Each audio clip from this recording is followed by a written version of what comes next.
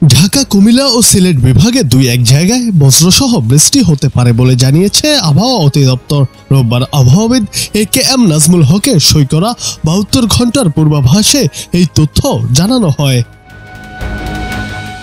পূর্বাভাসে বলা হয়, লঘুচাপের বর্ধিতাংশ পশ্চিমবঙ্গ ও তৎসংলগ্ন এলাকায় অবস্থান করছে। মৌসুমের স্বাভাবিক লঘুচাপ দক্ষিণ বঙ্গোপসাগরে অবস্থান করছে। এই অবস্থায় রোববার অস্থায়ীভাবে আংশিক মেঘলা আকাশ সহ আবহাওয়া শুষ্ক থাকতে পারে।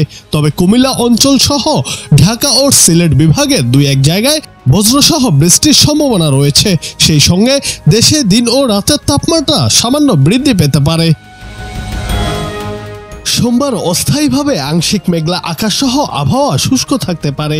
সারা দেশে দিনের তাপমাত্রা প্রায় অপরিবর্তিত থাকতে পারে এবং রাতের তাপমাত্রা সামান্য বৃদ্ধি পাওয়ার সম্ভাবনা রয়েছে। পূর্বাভাসে আরও জানানো হয়, মঙ্গলবার অস্থায়ীভাবে আংশিক মেঘলা আকাশ সহ আবহাওয়া প্রধানত শুষ্ক থাকতে পারে। দেশে দিন ও রাতের তাপমাত্রা প্রায় অপরিবর্তিত থাকার সম্ভাবনা আছে।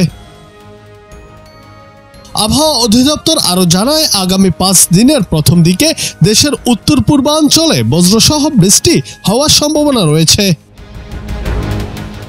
জুনায়েদ আহমেদ, বাংলা টিভি।